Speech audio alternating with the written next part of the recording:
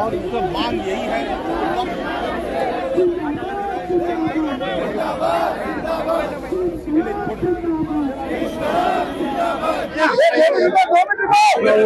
ವಕ್ಫ್ board ದಿಂದ ಇದು NDA government ವಕ್ಫ್ amendment bill 2024 ಏನು ತಂದಿದೆ. ಇದು ತುಂಬಾ ಕರಾಳವಾದ ಕಾಯ್ದೆ.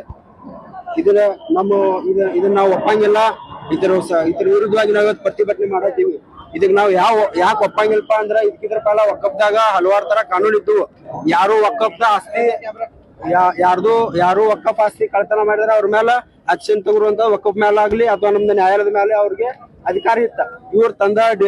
ಇವ್ರೇನ್ ಈಗ ತಂದಾರಲ್ಲ ಬಿಲ್, ಇತರಾಗ ಯಾರು ಬೇಕಾದ್ರು ಈ ಆಸ್ತಿ ತುಡುಗು ಮಾಡ್ರು ಇವ್ರ ಮೇಲೆ ಯಾವ್ದು ಕಾನೂನು ಕ್ರಮ ಆಗಂಗಿಲ್ಲ ಅಂತ ಹೇಳಿದ್ರ ಈ ಬಿಲ್ ತಂದಾರ. ಇದನ್ನ ಒಪ್ಪಂಗಿಲ್ಲ. ಎರಡನೇದು, ಈ ಬಿಲ್ ಇದು ವಕ್ಫ್ ನಡ್ಸಾಕ ಗೌರ್ಮೆಂಟ್ ಎಂಪ್ಲಾಯ್ ಇತರಾಗ ಶಾಮೀಲ್ ಆಗವ್ರು ಅದ್ ನಮಗ್ ಒಪ್ಪಿಗೆ ಇಲ್ಲ.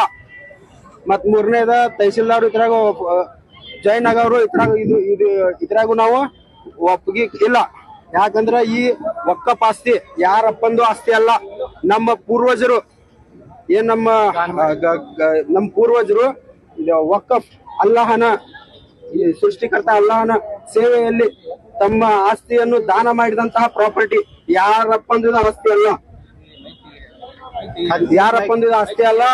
ಇದ್ರಾಗ ಯಾರ NDA ಗವರ್ನಮೆಂಟ್ ಆಗಿರ್ಬೋದು, BJP ಆಗಿರ್ಬೋದು, ಮೋದಿ ಆಗಿರ್ಬೋದು, ಶಾ ಆಗಿರ್ಬೋದು, ಇದ್ರಾಗ ಇನ್ವಾಲ್ವ್ ಆಗೋದ ನಮಗ ಹರಕತ್ತಿಲ್ಲ, ನಿಮಗ್ ಜರೂರತ್ ಇಲ್ಲ. ಇದು ಇದು ನಮ್ದು ವಕ್ಫ್ ಬಿಲ್ ಹೆಂಗೈತೆ ಹಂಗ ಇರ್ರಿ. ನೀವ್ ಇದ್ರಾಗ ತಿದ್ದುಪಡಿ ಮಾಡಕ್ ಹೋಗ್ಬೇಡ್ರಿ.